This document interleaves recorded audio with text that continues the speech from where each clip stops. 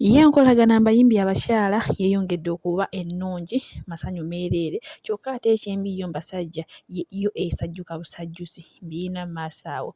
Fifida Queen mukwano y'olutalo lukyalandira ddala tannazikiza mukyala Bindeeba oba Precious Remi naye mulina maaso awo. Calvin Kayanja naye mukwano ebyamuna ebyokulya ebisiyaga tannabivaako. Bannaaye nga mugamba mutya kansuubire muli bulungi ziza bafana naye mulina maaso awo.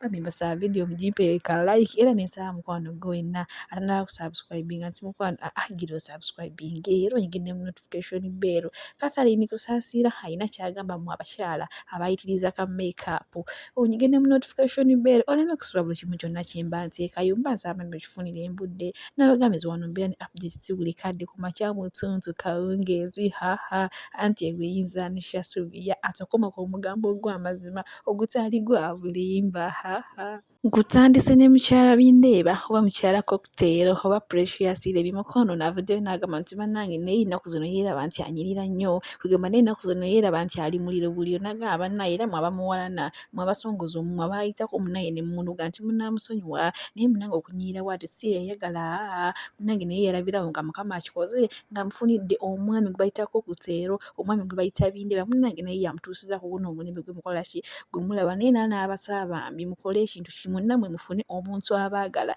nga ye Cocktail wakola ki nga ye Cocktail wamwagala naye olowooza takubye nnyo ate nga nkozezaako wama makabi namba ngamba Catherine Kusaasira munnange alina akantu k'agamba mu abakyala bagambye bannaye abakyala mugenda ne muyitiriza ka makeup gamba ne mukasusaawo ne muyisa n'ewaaliko agambye ka makeup akasaamusaamu ako akatonotono muno ke kanyuma naye kati weeteekako ebintu ebingi ne biyitirira manya yes oyinza okunyuma naye si gamba chance ebeera ntono nnyo nnyo ebeera ey'okuwona ebirwadde ne ngamba akuwona addayo nannabatanzi obulungi gwe buluma akuwona ne ngamba wona gamba nze ndowoozezza nti ayina gwali okusonsona ayina gwali okuyingira munda anti anishasuvia naye nga munnaye ebadde bigambo bya mama Kabina Catherine Kusaasira ate ye munnaye ku side ezeeyo ye ate enkolagana mu bayimbi abakyala mukwano yo yeeyongedde okunywerera ddala ng'oggyako bino ebyabasajja bye bali okwevuma abamu batandise n'okwetuma simanya zaakayo simanyi biki bayimbi abakyala munnaye basazeewo ekintu bakirenyise ku level ya waggulu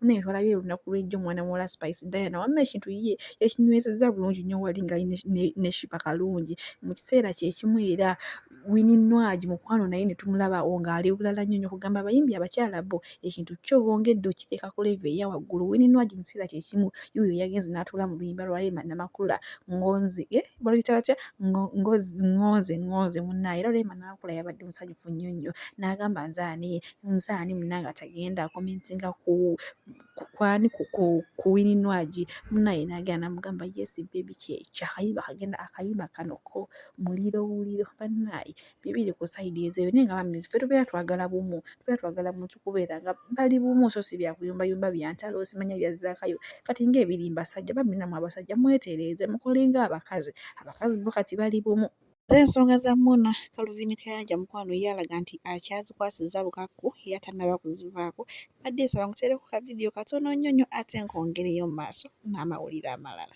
Njagalayo paasito omwampa tiketi ya UK ebisigadde bindekere mubabonerereze mbabonerereza abaana abo engala bingikwate bwambi nkubembwe ngendo givaako ne bwe bansiba mba mu mativu nze nzikiriza omwana omuwala ng'abula oyo omwana aswaze famire ye nga ndaba aswaze maama we nga bamujja mu bwakadaama Katonda gwe yajja mu bwakadaama yali mu komba bokisa musitudde amadaala mbu musiyazi mumpe tiketi ngende UK naye mumpe tiketi nnumba akaana k'omukazi nkabonereze ku lwa famire yaako nze nja kuvaayo nga kateredde ngakoona emboko ku ttaka erimu eryo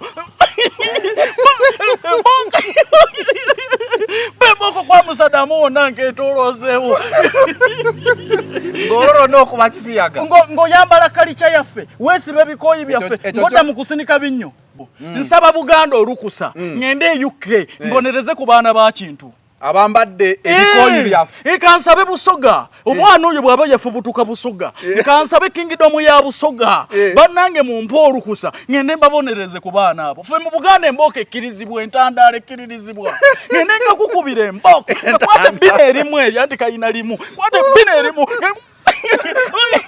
Wayingira dye bisiyaga. Katonda yakusitula kuva mu bwa maid. Tosobola kunimba nti osobola kwerabira Katonda oyo. Ekikuluma. Abaana bave Saudi gyo batutenga bafunye entandikwa. Bwe beeyongerayo mu nsi za Bulaaya. N'ofuna akasajja. Beeyongerayo bakola ki? Lwaki teyasaba obwa maid oba bw'osobola okukola? Kale kimanyi tolina kye wasoma. Tosobola okuwandiika erinnya lyo. Ne lwaki tewasaba obwa maid? Kyemwagala okuŋŋamba nti community y'Abannayuganda mwena mu UK temuyinza kuwa mwana we bwa kadama. Ba maid tebaliiyo. Nammwe mumulesa ayingire mu kibi. Mumpe visa. Kale Uganda ng'ensi mumpe visa. Ngende nsesere mu UK nvaayo bateredde.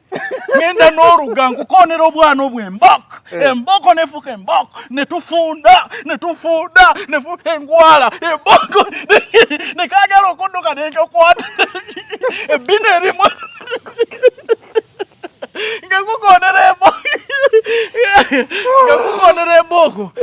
Nvaayo kateredde. Era sebo nekakala kakaze kalinga ekyennyanja ekikalu kakuta awadi kakaze bannaayo akaana kali keekasiza nekakala nekeekaliza mu maaso ga Katonda kalinga embwa eŋŋanda kasiza ne kabanga embwa eŋŋanda mbu kakuta awadi. Katonda agenda okukubonereza gwe ne generation yo kuva ku mwana wo n'abafamire bagenda. Pastor Ujingo alina kyabagamba maaso awo. Mweraba Omukama abakubire. Bye bye. Omuntu alina future tadda mu kwegadanga. Kubanga okwegadanga tulina essanyu lya kadakiika budakiika ate future ya mirembe na mirembe. Mbulizo omuvubuka akuliranye nti oyagala kya kadakiika budakiika oba wandyagadde ekya future eky'emyaka n'emyaka. Bayibuli kyeva egamba bweti engero essula 31 Proverbs chapter 31 verse 3. Towanga bakazi maanyigo. Proverbs 31 verse 3. Towanga bakazi maanyigo. Newankubadde amakubo go eri ekyo ekizikiriza bakabaka. Wulira olunyiri olwokuna. Si kwa bakabaka ayira mweri. Si kwa bakabaka okunywanga omwenge omuntu alina future. Tadda mu bakazi. Tadda mu mwenge. Si kwa balangira okwogeranga nti ekitamiiza kiri luddawa. Omuntu alina future. Tanywa njaga, tanywa sigala, tanywa sisha.